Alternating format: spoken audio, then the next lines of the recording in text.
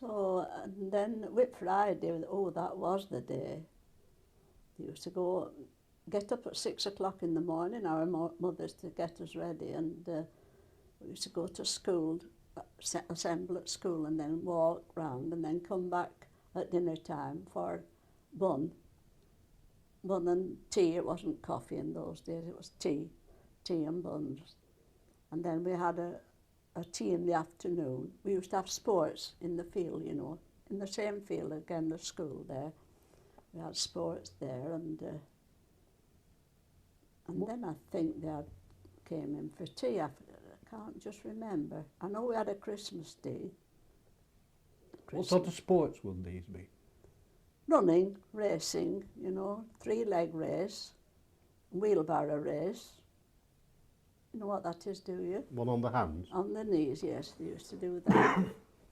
And skipping rope race and egg and spoon race we used to have. Whit.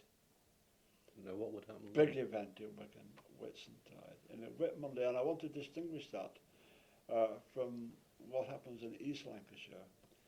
And always a source of argument with me when I came to Oldham. Oldham people, perverse as they are, always referred to Whit Monday, which was not Whit Monday, it was Trinity Monday.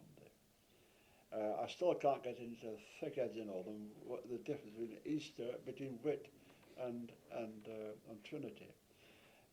Whit is a religious festival, and it's clearly defined, being 6 weeks after Easter.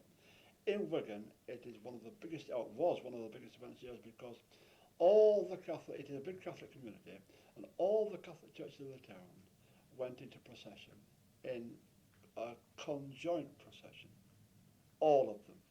And I told you about the very big market square where the fair was held.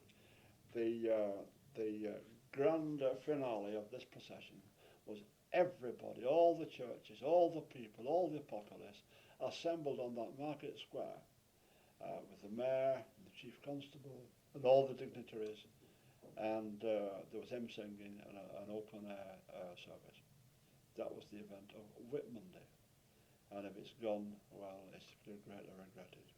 Would anything happen after this morning gathering? Boozing.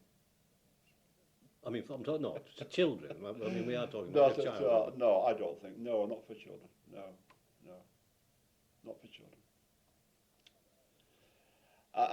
It's surprising me looking back how people were expected to spend money. They were very poor in those days. They're depressing, and yet ordinary poor people were expected to spend large sums of money on the children on clothing, which have no practical use thereafter.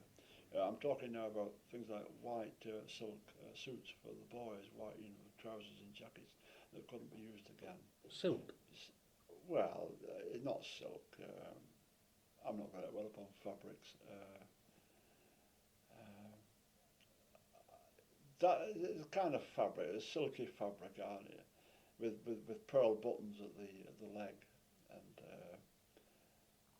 kind of organdy dresses for the girls. Things like that. No practical use after that. Where would they get the money from to pay for this? God knows. I don't know. They seem to get it.